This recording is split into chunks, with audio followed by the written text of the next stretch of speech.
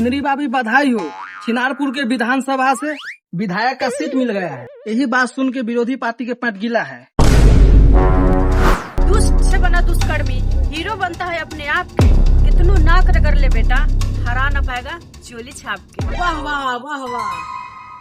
रे वाह वाह के बेटा, खाली वाहे वाहे करबे कि वोटो मांगे चलबे? हाँ हाँ भाभी जी चली वोट मांगे। चल। छिनरी देवी जिंदाबाद जिंदाबाद जिंदाबाद, चोली छाप जिंदाबाद जिंदाबाद जिंदाबाद, छिनरी देवी जिंदाबाद जिंदाबाद, चोली छाप जिंदाबाद जिंदाबाद जिंदाबाद, छिनरी देवी जिंदाबाद जिंदाबाद जिंदाबाद, चोली छाप जिंदाबाद।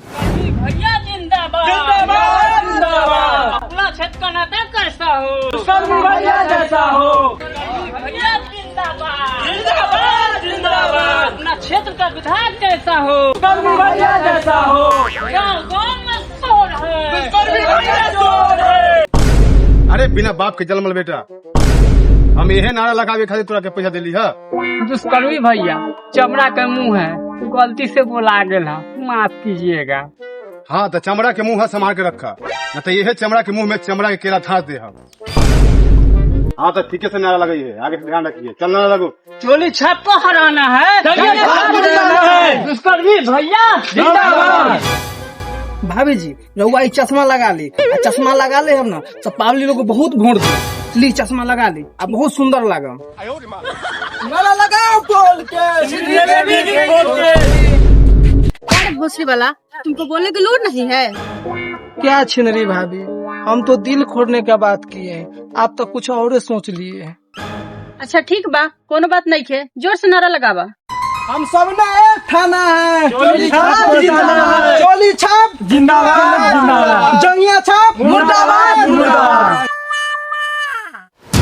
ये इलेक्शन में इतना पैसा हम खर्च कर दिली, अगर ये इलेक्शन हम हार जाए तो हम तो कंगाले हो जाए। विधायक जी, सब कुछ तो बिके गई, अब यही एगो घर बचल बा, एकरो को इलेक्शन में झोंक दी।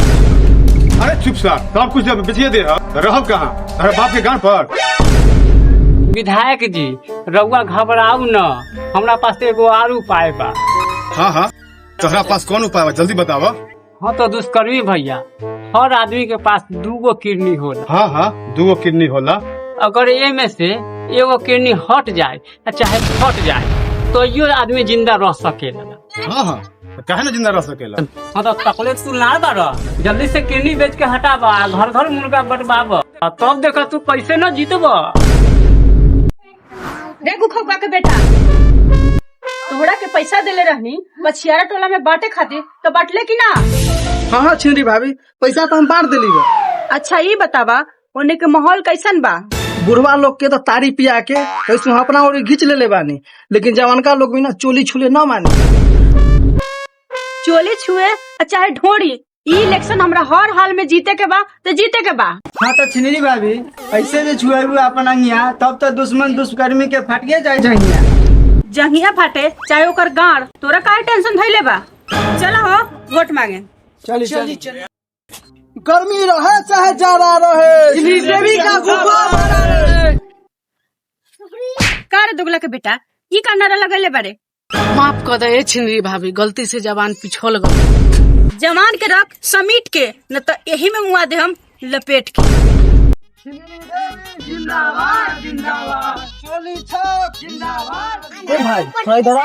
बाग सा, हम ना हम बर्तन धोए के लेट होता, मम्मी मारा तो तू बचाबा। ए बाबू तनी है नहीं, अब लेना नहीं है पैसा, दुखी मत होखा ए हमर राजा, जे तू सोचला है से सब मिली, बस एक बार हमरा के जीत जाएगा। हाँ तो भौजी ऐसा मारा मोहर की 9 महीना में बजावे लगू सोहर। दुखी मत होखा ए हमर राजा, जे तू सोचला है से सब मिली, बस एक बार हमरा के जीत जाएगा। अरे बाप रे बा, ई तरीका से छिनरी देवी प्रचार करी तो दुष्कर्मी का ओकर बापो न जीत पाई। जा तनी भैया के बता दे। तो टेंशन मतलब छिनरी भाभी, हमारे घर में 10 गो वोट बा, 10 के 10 तोहरे में जाए। बाय बाय छिनरी भाभी।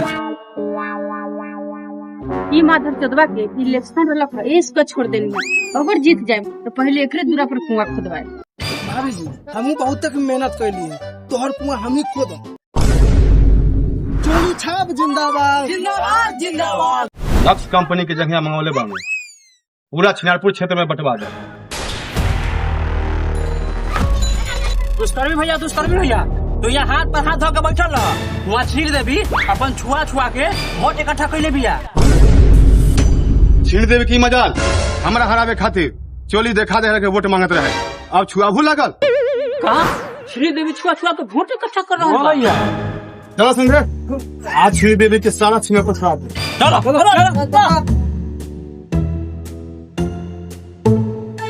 छिंदरी देवी जिंदाबाद जिंदाबाद जिंदाबाद चोली छाप जिंदाबाद जिंदाबाद जिंदाबाद दुष्कर्मी भैया जिंदाबाद जिंदाबाद जिंदाबाद जंगिया छाप जिंदाबाद जिंदाबाद जिंदाबाद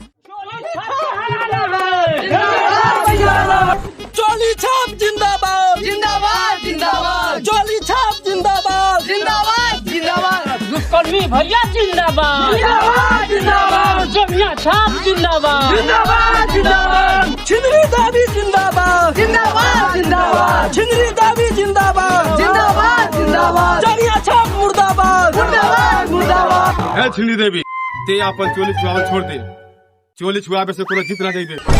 रे दोगलानी पुत्रा ई हमर सामान बा, छुआई चाहे देखाई तोहर घर काहे फाटत है? है छिंदी देवी होश में बात करा, न तो हम जोश में आ गई ना फाड़ के रख दे। ए दुष्कर्मी तोहरा ऐसा कितना आइलक आ कितना गइलक, छिंदरी देवे के कुछो न भइल। छिंदी देवी ये आग से पंगा मत ला, न तो जड़ के खत्म दे। ए साला भड़ुआ हमार छिनरी बाबी के हल्का में मत लिए, न तो केहन केहन आके ये अपना जवानी से बुता देवे। अरे साला औकात में रहो, औकात में महंगा होकर मरो से लड़े।